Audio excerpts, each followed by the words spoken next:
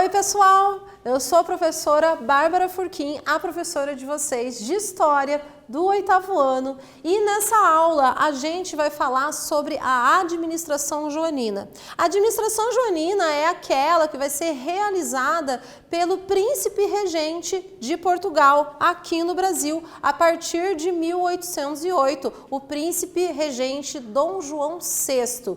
E mais especificamente nós vamos falar nessa aula sobre a insurreição pernambucana. Vamos ver o que vai ocorrer nessa insurreição que vai acontecer em 1817. Bom, quem vai acompanhar a gente também nessa aula é o nosso intérprete, o Ronaldo.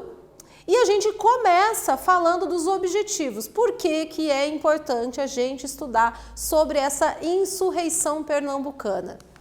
Bom, o nosso objetivo é identificar os motivos, as ações e os desdobramentos políticos da insurreição pernambucana, também conhecida como Revolução Pernambucana de 1817. Vamos lá? Aqui a gente tem uma pintura que mostra a bênção das bandeiras da Revolução de 1817. Bom, pergunto para vocês, a vinda da família real para o Brasil e as transformações no Rio de Janeiro, o que você recorda sobre esse assunto? Será que esse assunto ele é importante para a história do nosso país? Aqui a gente tem um quadro que mostra, inclusive, uma dessas passagens da chegada da família real portuguesa e da corte portuguesa no Rio de Janeiro. Desde a chegada da família real em 1808 no Brasil, vão ocorrer várias melhorias na cidade do Rio de Janeiro. Isso porque com a chegada da família real portuguesa, que ela vai vir por causa da invasão das tropas francesas em Portugal, devido à posição de Portugal, que acabou não cumprindo o bloqueio continental contra a Inglaterra. Inglaterra e Portugal tinham vários acordos comerciais. Vai ocorrer então que a família real portuguesa e uma boa parte da corte portuguesa, existem dados aí que colocam de 4.000 até 15.000 membros da corte portuguesa, vêm para cá e vão se instalar no Rio de Janeiro. Só que nessa política, o Brasil, principalmente ali no ano de 1815, ele vai acabar sendo elevado como Reino Unido a Portugal e Algarves. Isso vai acabar permitindo uma grande autonomia com relação a Portugal. Portugal vai conseguir controlar melhor todos os acordos comerciais que vão existir, e isso tudo a partir daqui do Brasil, que inclusive deixa de ser oficialmente uma colônia. E olha só, na economia, a Carta de Abertura dos Portos vai acabar garantindo um livre comércio brasileiro com as nações amigas de Portugal, e nós vamos ver que essas nações amigas, elas principalmente vão acabar beneficiando a Inglaterra. A gente viu agora, muitos acordos comerciais. Você sabe o que significa livre comércio? O que isso quer dizer? Bom, esse livre comércio vai ser importante porque vai acabar beneficiando muito os comerciantes aqui do Brasil, vão beneficiar também a Inglaterra, porque aqui no Brasil se estabelecia antes um pacto colonial, onde existia um monopólio da metrópole com a colônia. A partir do momento que existe um livre comércio, isso acaba expandindo a economia nacional. Mas olha só, eu também quero saber de vocês. Vocês já viram essa bandeira aqui? Conhecem ela? Essa bandeira é a bandeira atual do estado de Pernambuco, que foi inspirada, inclusive, no movimento insurgente de 1817.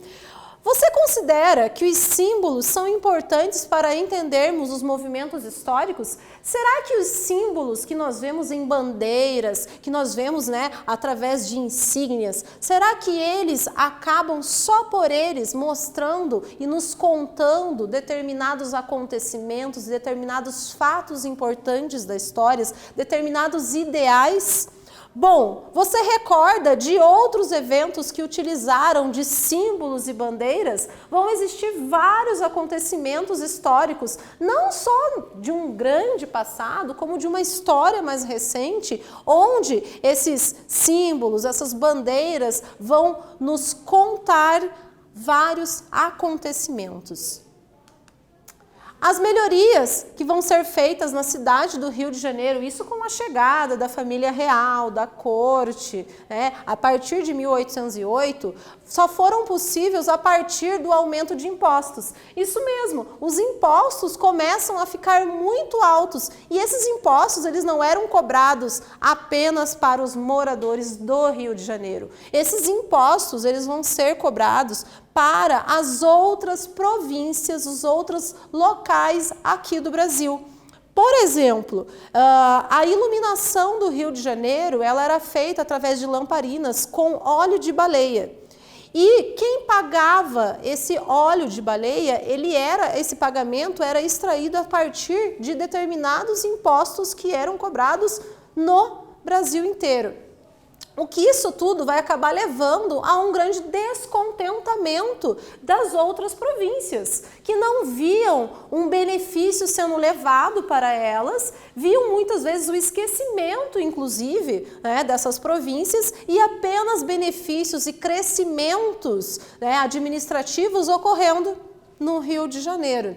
Compreender essa dinâmica toda de tudo isso que está acontecendo nesse período no Brasil vai possibilitar a gente entender e perceber como que as demais regiões do Brasil elas se situavam e como elas se encontravam economicamente nesse período da chegada da família real portuguesa e de todas essas transformações que vão ocorrer ali naquela então capital do Brasil, que era o Rio de Janeiro.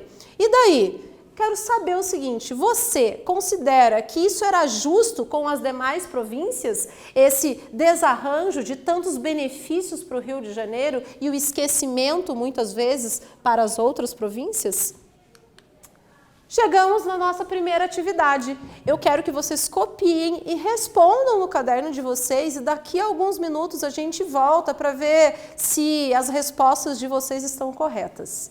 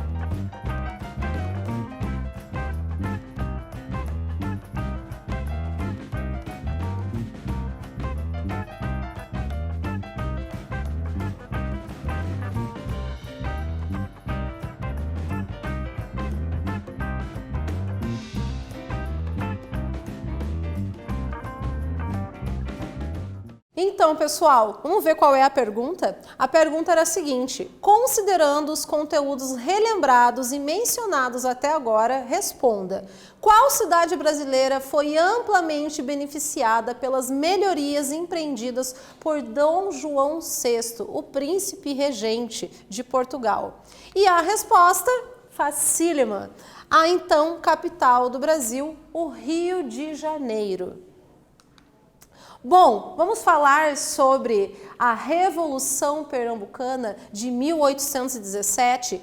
Olha só, gente, os impostos, né, esses altos impostos que estavam sendo cobrados, somados ao controle do comércio pelos portugueses e a fome instalada nessa província em especial, vai acabar decorrendo todo um problema de seca e vários problemas com relação à produção agrícola. Isso tudo vai acabar fazendo com que os rebeldes de Pernambuco acabem pensando e planejando uma possibilidade de uma revolução. Isso mesmo, uma revolução que levaria Pernambuco a um movimento separatista. A ideia era separar Pernambuco do restante do que era o Brasil.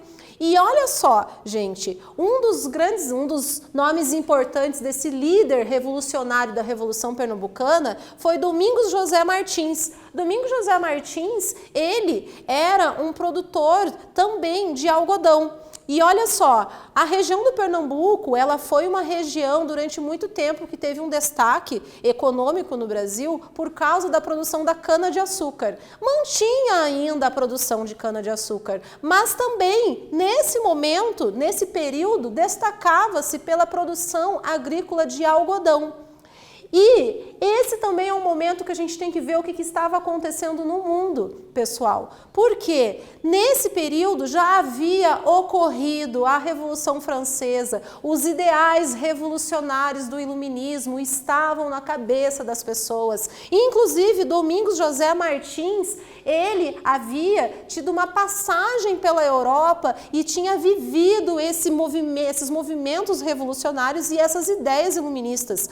Ele e mais vários indivíduos da sociedade de Pernambuco vão acabar formando um grupo secreto, inclusive, de ordem de maçonaria, onde eles faziam leituras de textos e planejavam tentar viabilizar uma revolução lá em Pernambuco. Bom, os líderes do movimento, desse movimento de Pernambuco, eles eram de diferentes grupos sociais e eles conseguiram, né, depois de expulsarem o governador de Pernambuco, influenciar outras regiões a também acabar insurgindo, né, e quem sabe criar um movimento não só revolucionário, mas republicano. A gente vai ter, por exemplo, a influência, né, lá na Paraíba, entre os potiguares, os cearenses, de tomarem as suas províncias. Aqui a gente vai ver a Bárbara de Alencar, que foi uma comerciante muito importante desse movimento, que era do Ceará e que vai também motivar essa revolução lá. Bom, essa Revolução Pernambucana, onde esses rebeldes vão se estabelecer, eles vão acabar criando várias medidas que vão ser bastante importantes. Vamos dar uma olhada em algumas das medidas que esses revolucionários desejavam? Olha só, os rebeldes, né, de Pernambuco, eles desejavam a abolição de vários impostos. Isso era uma das coisas que prejudicava ali a província. Eles também desejavam o aumento dos salários dos soldados. Isso porque muitos desses salários, eles não tinham tido nenhuma modificação. Muitas vezes até estavam congelados, porque os benefícios estavam indo todos para ali a região do Rio de Janeiro. Eles desejavam uma liberdade de imprensa e tolerância religiosa. E eles já estabeleceram, inclusive nesse movimento deles, uma bandeira própria, onde cada estrela dessa bandeira, como a gente pode observar, representaria uma delas Pernambuco, a outra a Paraíba e outra o Rio Grande do Norte. Bom, mas vai existir uma divergência entre esses revolucionários pernambucanos.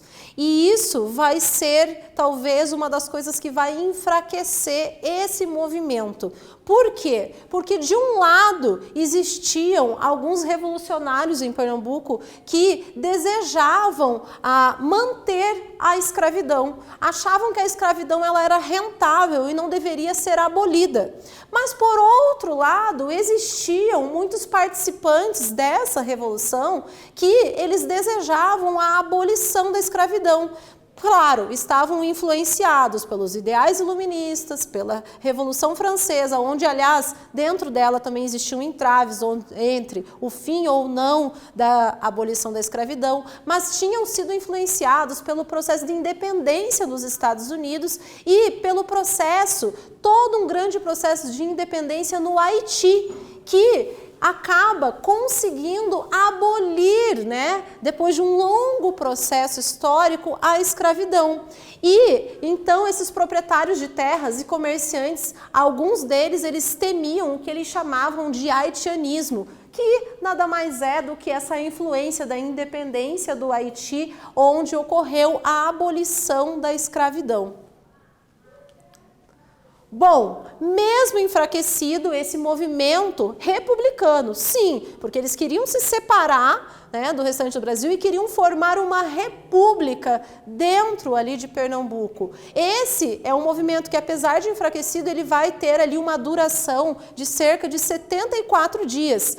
Quando esse evento chega aos ouvidos de Dom João VI, da família real portuguesa, ele vai acabar causando um certo alvoroço. E Dom João VI vai acabar enviando tropas que vão acabar reprimindo e vencendo esse movimento. Olha só, esse movimento dos pernambucanos, eles não deixaram se abater. Quando ocorre a repressão de Dom João VI, eles não dão um passo atrás, eles na verdade vão tentar enfrentar novamente a situação. E olha só, alguns dos membros desse movimento da Revolução Pernambucana vão ser condenados à morte e à forca pelo chamado crime de lesa majestade. Você sabe o que significa crime de lesa majestade? Gente, o crime de lesa majestade é quando qualquer indivíduo ou grupo ou um movimento acabava, de certa maneira, traindo os ideais da majestade, da monarquia, acabava indo contra os ideais pregados pela monarquia. E esse crime, em geral, acabava sendo decorrente do enforcamento, do esquartejamento, da morte dos indivíduos. Aqui a gente tem a página do processo dos réus dessa rebelião de Pernambuco, em 1819. E chegamos na nossa atividade. Quero que vocês copiem, respondam no caderno de vocês e daí a gente volta daqui a pouquinho para ver se está tudo certo.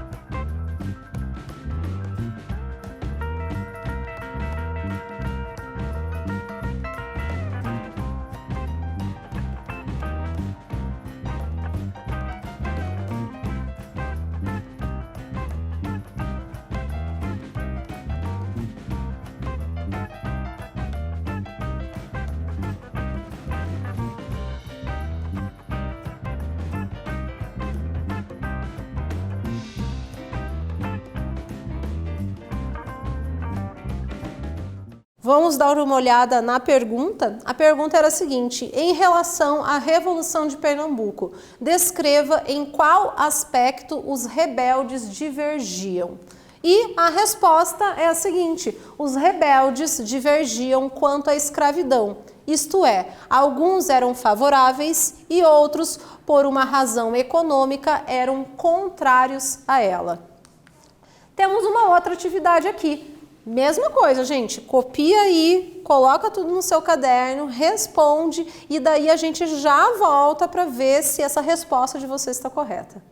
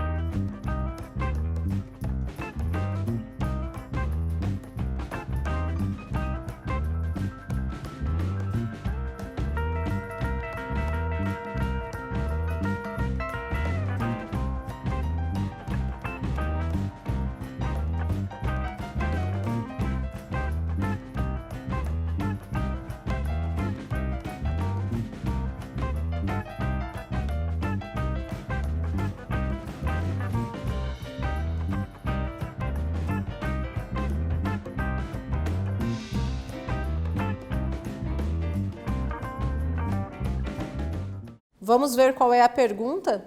A pergunta era: como Dom João VI reagiu ao movimento separatista de Pernambuco? E a resposta é: Dom João VI enviou soldados que reprimiram o movimento e foram condenados à morte, enforcados, os principais líderes desse movimento. Bom, o que nós vimos nessa aula? A gente viu que, com a chegada da família real portuguesa e da corte portuguesa, ocorreram várias transformações no Brasil, em especial no Rio de Janeiro. Isso tudo a partir de 1808. Com essas transformações, muitas delas administrativas e dentro da própria cidade, vai acontecer que a administração joanina, aquela de Dom João VI, ela vai privilegiar o Rio de Janeiro e muitos impostos vão ser cobrados de todas as províncias do Brasil para essas melhorias que ocorrem no Rio de Janeiro. Vai acabar acontecendo um grande descontentamento e esse descontentamento dessas províncias vai acabar se focalizando ali em Pernambuco. Pernambuco, durante boa parte da história do Brasil, teve um grande destaque por causa da produção açucareira. E, nesse momento, ela tinha um destaque pela produção do algodão. E, então, a gente vai ver que os comerciantes e os agricultores vão acabar se unindo com ideias de acontecimentos revolucionários em todo o mundo, como a Revolução Francesa, a independência dos Estados Unidos, guiados pelos ideais do iluminismo, vão acabar, então, promovendo a ideia de um movimento separatista, onde Pernambuco se separaria do Brasil e formaria uma república. Essas ideias vão acabar sendo controladas pelo Dom João VI, que vai acabar incriminando esses indivíduos como crime de lesa majestade, vão ser enforcados, a grande maioria desses líderes, e essa insurreição pernambucana vai acabar sendo, então, afogada e o poder joanino vai permanecer no Brasil. Até a próxima, pessoal!